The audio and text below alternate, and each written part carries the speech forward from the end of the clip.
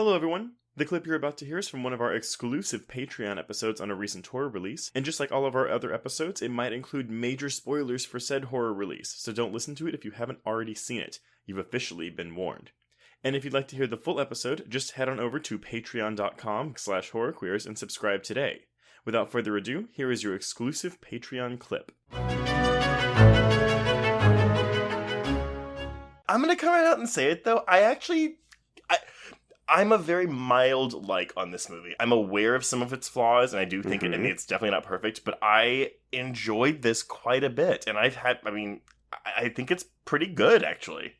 Yeah, I'm actually in the same camp, and I don't know if it's just coming off the back of watching Willy's Wonderland last week, which we're already catching heat for, because yes, you were right, we are in the minority.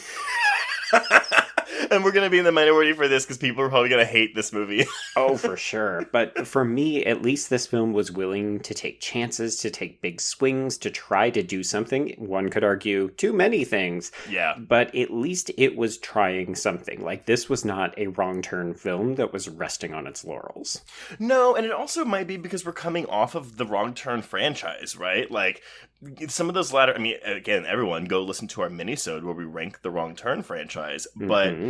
I mean, those latter entries are kind of a struggle to get through. And so I think, honestly, there's going to be a lot of complaints about this movie where they're like, oh, it's they. I don't know who they are, but... The anogamous May, yes. Where they're like, oh, it's just, why even call it Wrong Turn? It's Wrong Turn in name only, blah, blah, blah, blah, blah. And I kind of don't care. I wouldn't agree with that argument even at the best of times. If you've seen the previous 6 entries in this franchise, there isn't such a thing as a proper wrong turn film. Like, I think the only argument people could convincingly leverage at this new film is that it doesn't have, hillbillies. Inbred cannibals. I would argue that these people are still hillbillies.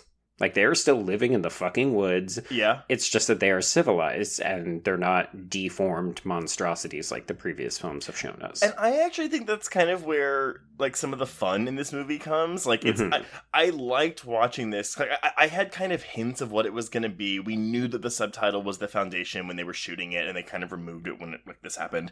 Right. But I kind of like not exactly knowing where it was going. I will say that I watched this movie a second time, and you do feel that 110-minute runtime a bit. We'll talk about that more when we get to the last act, because I think the last act is where things need to be trimmed or changed or something. But yeah, I think it was kind of fun to be like, oh, I don't know what I'm getting with this movie. And that's kind of not something you could say about any of those wrong turn movies that came before this. That is true. And I think the people who, again, would say, oh, well, this isn't a wrong turn movie, it's like, well, it's still mean. The majority of the characters still die. And I don't know. I mean, I don't think anyone loves the Wrong Turn franchise enough to get up in arms about, like, oh, this isn't my mother's wrong turn. Where's my fucking 3 finger? Like, yeah. I don't think people care that much. So I think they made some smart decisions about how they approached this, because they were like, this isn't a beloved property. Also, I'm the guy who wrote the fucking book on this. So, like, the screenwriter of this literally wrote the first one. So don't tell him it's not a Wrong Turn franchise. That's kind of, yeah, I'm... For people that are complaining about this not being Wrong Turn, it really is because I just think that like most horror franchises, the villains have become the face of the franchise. Right. So when again, like, I guess you could say it's kind of like, oh, what if Halloween didn't have Michael Myers? I don't think that, but I'm thinking maybe that's the thought process some people are having.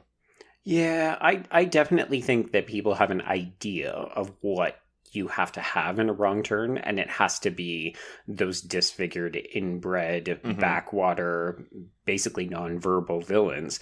But I think had this film done that, people would have shat all over it. They would have said, well, what is different about this? You're literally just redoing what we've already had before. So to me, this was the only direction to go. Okay, maybe not the only direction, but doing something new was the only well-advised decision that they could follow through on. I do agree. Now, granted, even judging the movie on its own terms, it doesn't do everything perfectly, but I think this is very much a social horror film. Like, it's very much interested in social commentary, but I think it tries to do so much with its commentary that a lot of the ideas come around, like, kind of half-baked. Yes, yeah, it's trying to do too much. Despite the very long runtime, but it's also not willing to spend enough time on any of those. Like, it's just trying to pack so much in here that you're like, well, one of these things had to go if you were going to do any of it justice. And as a result, it all kind of feels a little surface level. Yeah, and that's kind of why on my second watch, I was kind of like, okay, I know this movie's trying to do these things. I'm just going to forget about that and just watch this as a kids in the woods getting murdered movie. And I liked it better like that. I do like that it's a more diverse cast. I like that we have queer characters in this movie, despite the fact that the queer characters arguably get the short end of the stick. The worst end of the stick, sir. Yeah, they are the most brutalized in this movie, and it is not great.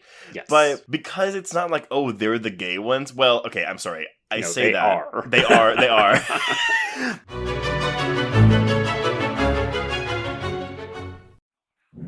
Hello, I'm Shelby Scott, the host of Scare You to Sleep, a podcast where I tell you spooky bedtime stories full of creepy sound effects and music that is soothing yet unsettling to help immerse you into a world of horror. This is a show for those of us who have realized horror can be a strange but relaxing escape from reality. Speaking of escapes, sometimes I lead you through guided nightmares, like a guided meditation, but instead of flowery meadows, I take you on a journey through your own personal nightmare. So come get lost in the terror with me. Listen to Scare You to Sleep wherever you listen to podcasts, or find us online at bloody.fm. Sweet screams.